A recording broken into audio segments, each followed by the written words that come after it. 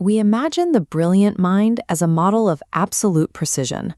We picture thoughts moving in straight lines and a life lived with effortless organization. But the historical and psychological reality is often much messier. Many highly intelligent people are defined by habits that look like obstacles. They talk to themselves, they overthink simple choices, and leave workspaces in disarray. Standard advice tells us to fix these behaviors. We're told to clean our rooms, simplify our thinking, and stop muttering to ourselves to avoid looking eccentric. Yet modern psychology suggests these flaws are actually indicators of advanced cognitive processing. These habits persist because they provide a specific advantage to the brain. What an outside observer labels as disorganization is often a highly evolved cognitive framework, prioritizing deep internal processing over external appearances. Take the act of pacing while talking out loud. Without an audience, this behavior can look erratic or even slightly unhinged. This is verbal reasoning in action. When a high IQ mind mutters to itself, it is utilizing the language centers of the brain to give structure to a complex web of thoughts. This diagram represents the transition. Speaking out loud forces abstract, nonlinear ideas into a single, organized sequence. This conversion helps the brain solve problems faster. This same processing power leads to overthinking. To outsiders, taking 10 minutes for a minor choice appears like anxious indecisiveness. This represents a high level of cognitive complexity. The brain is running high-speed simulations, examining every variable, consequence, and edge case before committing to a path. This data gathering phase ensures the final choice is based on the widest possible set of information, turning a simple decision into a rigorous mental exercise. You see a similar pattern in physical and social spaces.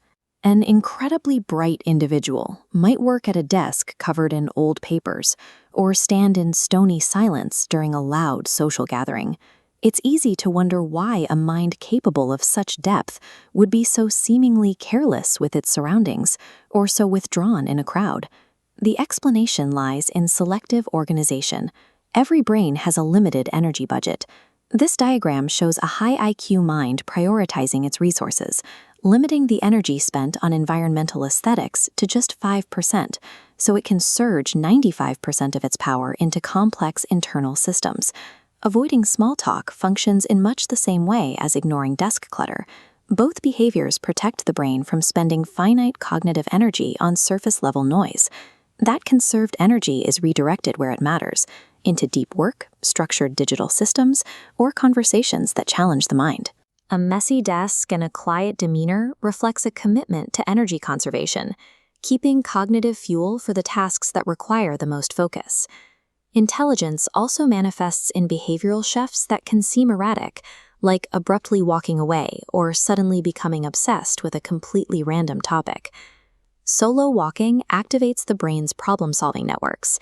Solitude provides the mental space required to connect disparate ideas without the interruption of external distractions. Then there are the short-lived, intense obsessions. Diving headfirst into a niche subject and then dropping it days later can look scatterbrained or impulsive. This is driven by an advanced curiosity system. For a high IQ mind, the act of learning something new triggers a significant dopamine reward.